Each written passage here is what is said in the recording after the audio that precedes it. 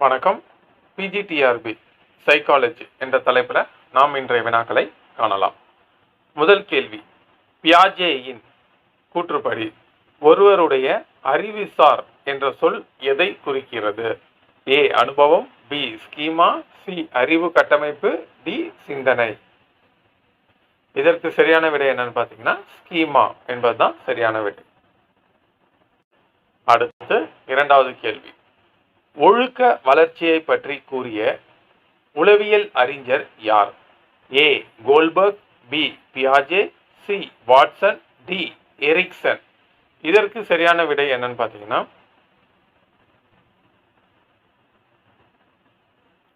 பியாஜே என்பதுதான் இதற்கு சரியான விடை, ஒழுக்க வளர்ச்சி. அடுத்து மூன்றாவது கேள்வி, கவன வீச்சை பற்றி அறிய உதவும் கருவி எது? A stopwatch, B tachistoscope, B C microscope, D metre. எதுன்னு பார்த்தீங்கன்னா டாசிடாஸ்கோப். இதுதான் கவன வீச்சை அறிய உதவும் கருவி, டாசிடாஸ்கோப். அடுத்து, நினைவாற்றல் என்ற நூலின் முதல் பிரதியை வெளியிட்டவர் யார்? A Pavlov, B Ebbinghaus, C Watson, D பியாஜே. யாருன்னு பார்த்தீங்கன்னா ஹெபிங்கஸ். இவர் தான் மறத்தல் கோட்பாட்டையும் உருவாக்கியவர். ஒருவரின் ஆளுமை கோளாறுகளுக்கு அடிப்படையாக அமைவது எது? ஏ உடல் குறைபாடுகள், பி மனவெழுச்சி அதிர்வுகள், சி அறிவு குறைபாடு, டி சமூக பாதிப்புகள். இதற்கு எது சரியான விடை பார்த்தீங்கன்னா மனவெழுச்சி அதிர்வுகள். பிறருக்கு உதவும் மனப்பான்மையை என்ன என்று கூறலாம்? ஏ சமூக பொறுப்பு, பி கருணை, சி தர்ம சிந்தனை, டி அன்பு. தர்ம சிந்தனை என்பது சரியான விடை. அடுத்த கேள்வி, கற்றல் வகைகளில் பொருந்தாதது எது? ஏ புலன் கற்றல், பி அறிவுசார் கற்றல், சி மனப்பாடம் செய்து கற்றல், டி சோதனை கற்றல். இதற்கு சரியான விடை என்னன்னு பார்த்தீங்கன்னா மனப்பாடம் செய்து கற்றல். இதுதான் கற்றல் வகையில் பொருந்தாதது. குழந்தையை குழந்தையாக கருத வேண்டும் என்று கூறியவர் யார்? A Pavlov, B Rousseau, C பியாஜே, டி டார்ண்டைக். இதற்கு சரியான விடை ரூசோ என்பதுதான் சரியான விடை. அடுத்து, சிக்கலான பொதுமை கருத்து என்ற உதாரணம் இது.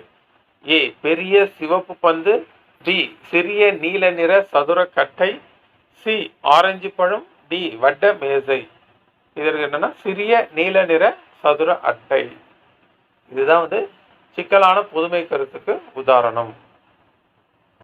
அடுத்த கேள்வி, கற்றலுக்கு உதவாத காரணி எது?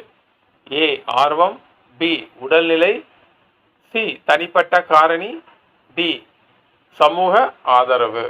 என்னன்னு பார்த்தீங்கன்னா தனிப்பட்ட காரணி, கற்றலுக்கு உதவாத காரணி, தனிப்பட்ட காரணி.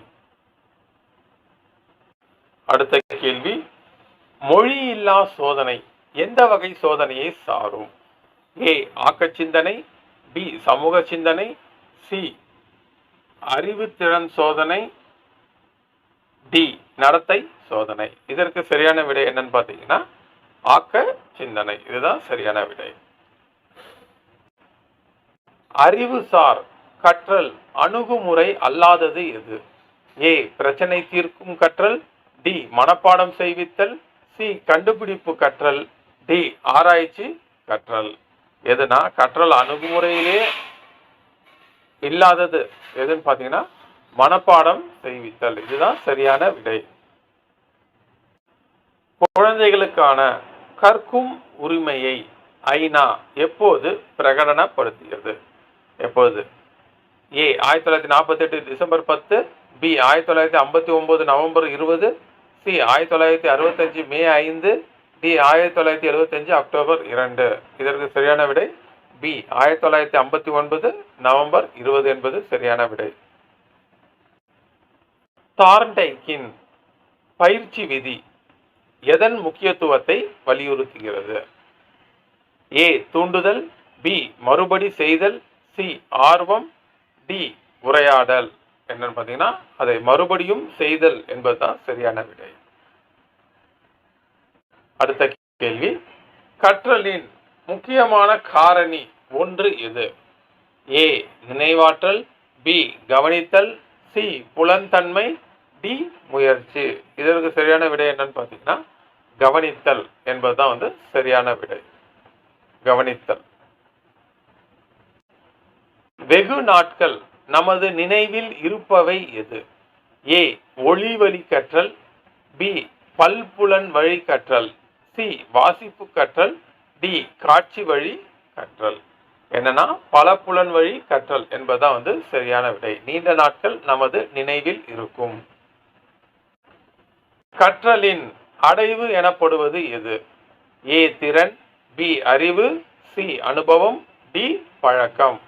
இதற்கு சரியான விடை ஏ திறன். அடுத்த கேள்வி, நடத்தை கோட்பாட்டின் அடிப்படை என்ன?